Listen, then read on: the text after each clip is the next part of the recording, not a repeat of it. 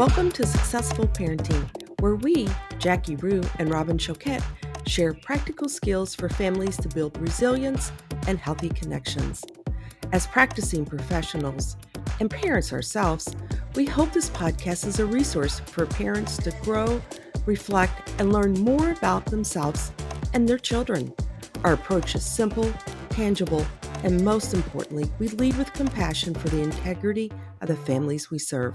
This podcast should not be taken as medical advice and is intended for informational purposes only.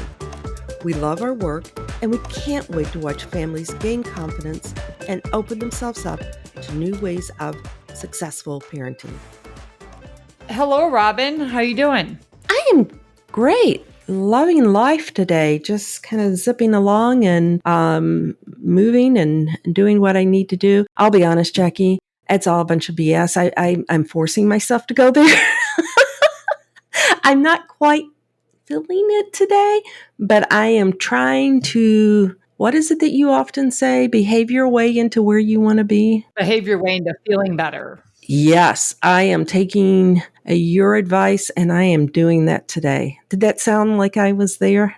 Yeah. And I know it's, we're recording some of these in the summer, right? And it's for us, I don't know, at least I know you're in Kansas and I'm in Chicago. We've had extreme heat. Yes. I think we're like in the mid 90s tomorrow and it's been a lot. I think for me, at least I noticed, while I love summer and being outside, I notice it can be a little draining for me when I'm outside too much. And so I do think that can weigh on things a little bit. Yeah. This ties right into our conversation today. This is such a great conversation to have when we're talking about our children and helping them to develop that resilience, that confidence. Jackie, you often talk about helping our children to develop that confidence and where that will take them. And our conversation today with Master Neibling is about martial arts and the benefits of being involved in studying. And I just think it's going to be a great conversation. Yeah, I had a few actually teens say to me this week is they do better when they have structure and routine, and they do better when they have expectations. And we've talked to so many parents that say when they notice their kids are struggling, they kind of take the expectations off, or they allow things to be more lax in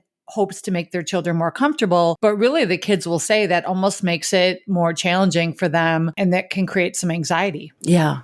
Absolutely. Well, let me tell you a little bit about Master Neibling. She has been a student of martial arts for about 15 years, primarily training the arts of Tai Kwon Do, Tai Chi, and she not only trains, but she instructs under Master Butler at the Hero Martial Arts in Kansas City, Missouri. She earned the title of Master in 2018. She assists with teaching classes for students aged from 4 to 76 and writing curriculum, developing the Hero Martial Arts character education program, hosting self-defense seminars in the community, and assisting with the leadership development programs for the youth and adults. Now, Master Neibling is also a doctor. She earned her doctorate degree and she has 20 years of experience as a middle school teacher in science and an instructional coach. I mean, she just brings so much to these young kids, to these adults. She is amazing in what she does. And I think once you meet Master Neibling, you will always remember her and you carry a piece of her with you. Her calming presence and sense of confidence just really helps, I think, in our everyday life. So welcome, Master Neibling. Yes, welcome. Thank you for having me. I'm glad to be here. We are so happy to have you here. Now, you're fourth degree, and you are going for your fifth degree this fall, correct? Correct. Yes. I've been fourth degree since 2018. And so my master has now recommended me for a fifth degree rank promotion. So I'm pretty excited about that and very focused on my training and preparation for that. Exciting. Well,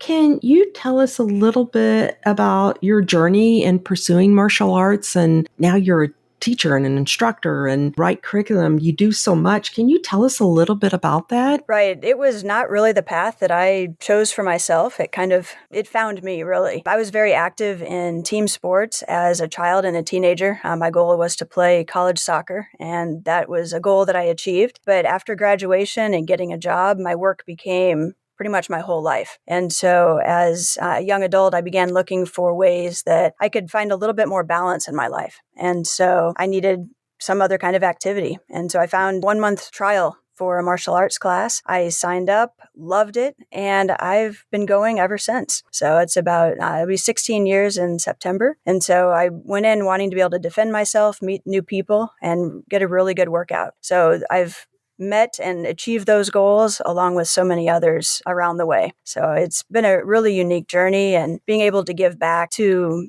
the school and to the students exactly what I've learned and gained from the program as a student myself. Wow. I know being a teacher, both, at the school and in martial arts, how do you see these two parts of your life complementing one another, and what influence do you believe it has on you as a teacher and your students? I very quickly saw the benefits for me as an adult in terms of fitness and self-defense in martial arts. But it was when I really began assisting in our evening youth and family classes that I really saw the benefits for the youth and our teens. And because of what I was seeing in the evening classes, I actually worked alongside my master to create an after-school martial arts program at the middle school that I teach at. And we ran that program for 4 to 5 years because I just firmly believed in the power of the martial arts in creating those experiences for students after school that might not typically be able to step into an evening martial arts environment. One of the fun elements of that is that as a science teacher teaching the unit on force and motion, I was able to bring board breaking into classroom demonstration. That was always a highlight of the year. And I know I made dinner conversations on those nights. And it was just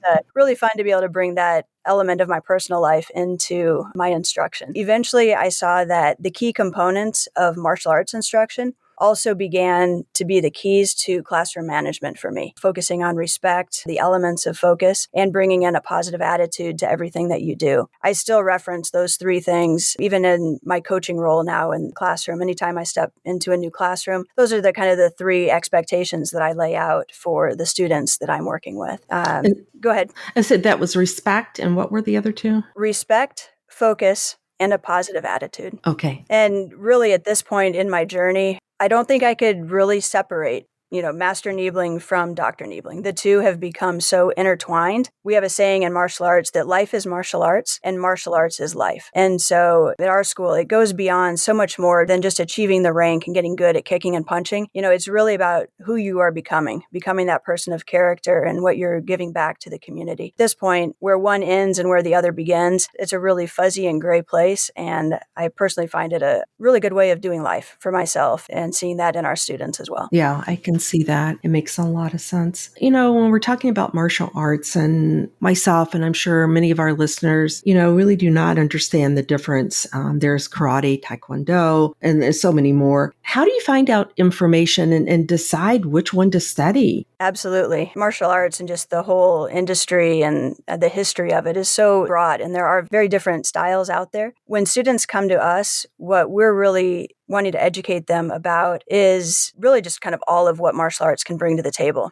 There are styles out there that are designed for kicking and punching and staying on your feet. And then there's styles that are out there that are designed for defending yourself in case you were to end up on the ground. At our school, we're fortunate that our master has learned various arts. And so he can bring all of those traditions and styles into our training. That's not always the case at many schools. But at the end of the day, it is not so much about which style you choose to train in, but really the character and the quality of the instructor who is providing the training. Looking at, do they really care about the personal development of the student as well as their martial arts development? Have they created a team and an environment where they're developing role models who are also providing that strong example of character and perseverance in life, for your child? Looking to see, does the instructor have the knowledge, the skills, and the experience in teaching martial arts as well as being able to demonstrate it? Because we find that there is a difference between simply being a good martial artist and then being an effective martial arts instructor. Along with that comes knowing how to work with different ages of students, different abilities, and being able to authentically motivate and inspire them. And so martial arts is an investment. It's not a one-time season. And so we really want the fit between the instructor and the student to be of the highest quality and that priority. Well, and one thing I've always heard about it, it does help build confidence in children and has so many benefits just in terms of helping them believe in themselves and gain resilience. Besides the physical benefits of martial arts,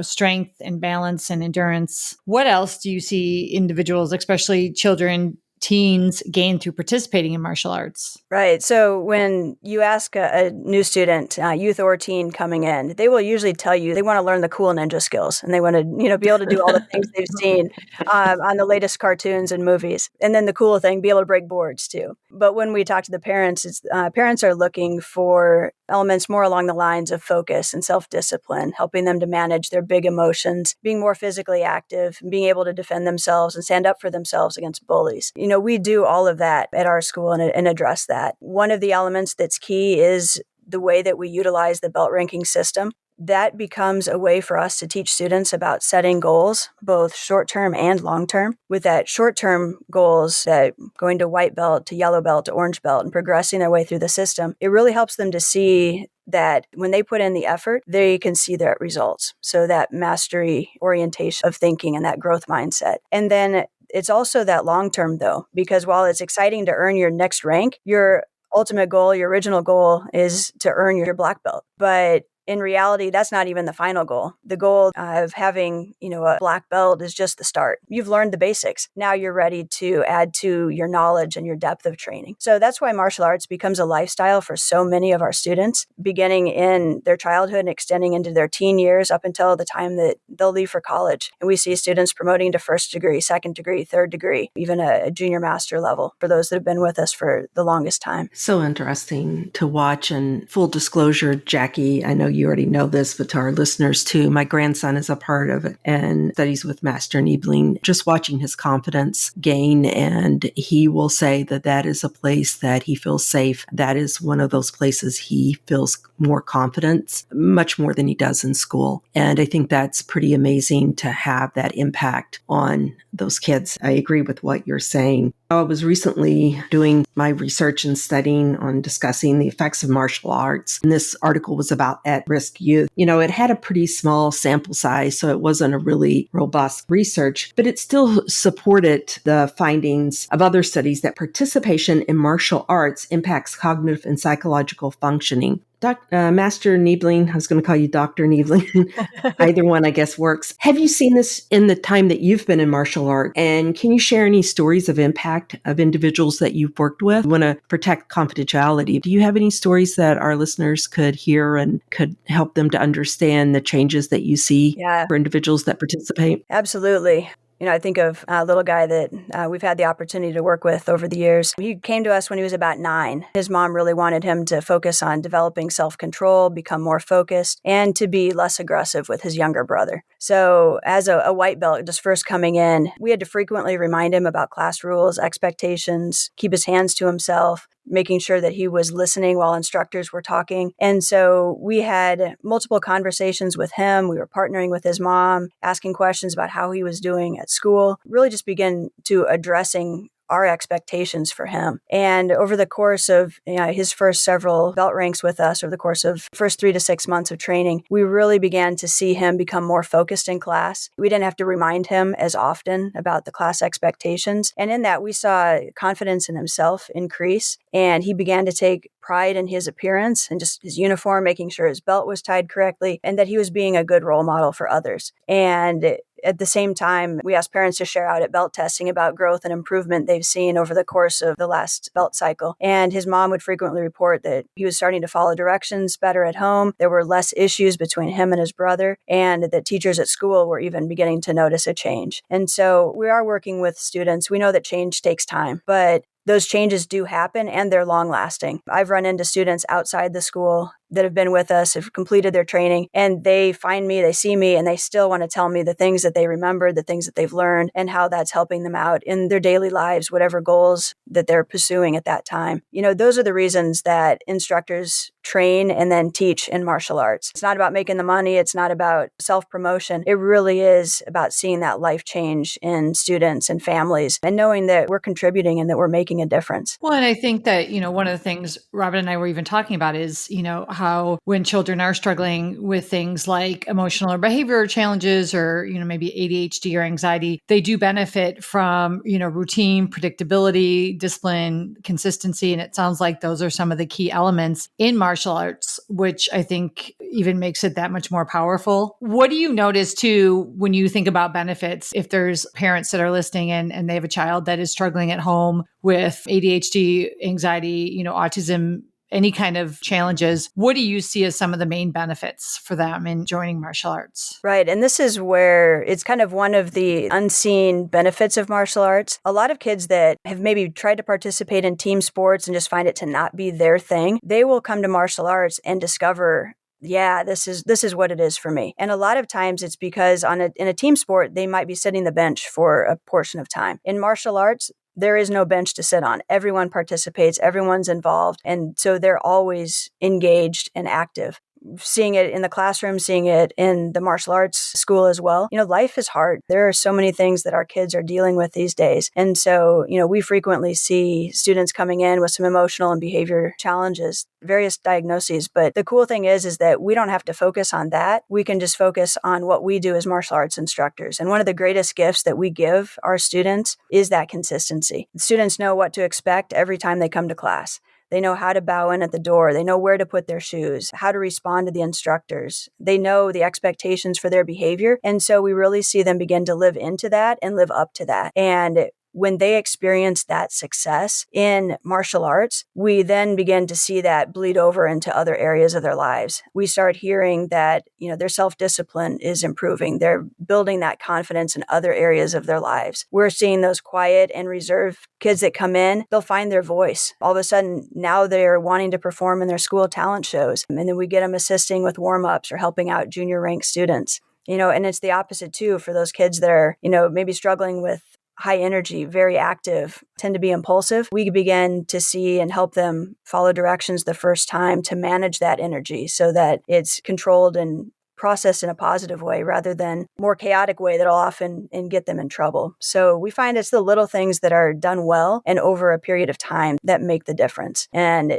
it's not just the parents that notice the difference. The kids will tell you themselves. I've gotten more confidence. I have better focus. I don't get in trouble at school. I'm making new friends. And they're really proud to share those things. And so we see tremendous growth. And ultimately, that's what we want from our kids. And they need that now more than ever. Oh, so true. It's so amazing to watch them and the support that the kids have for one another. It's pretty interesting to watch. It really creates that sense of community and participation in community. I'm not just an observer. I'm part of this and I'm a valuable part of it. Yeah, seeing that, the contribution to each other. I helped him out and he helped me and we got better together today. And just that give and take and that just sense of, I belong here. That's huge for our students. And then knowing that, they're improving, they're getting better, and that they're being recognized, that kind of feedback is very powerful. And just knowing where am I now and where do I want to go? And I know my coaches are going to help me get there. And that's a pretty exciting thing to be able to witness on a regular basis. Yeah. Yeah, for sure. Do you ever work with families on implementing some of these strategies at home? It's interesting when we say, kids that are struggling maybe at school or home, all of a sudden are doing so well in the class. Do parents ever come and participate or family members and then kind of pick up on some of the strategies of the class and utilize some of that at home? Absolutely. We do have a number of parents that will actually come and train with their kids. And that creates a really fun dynamic because now it's something that they're doing together.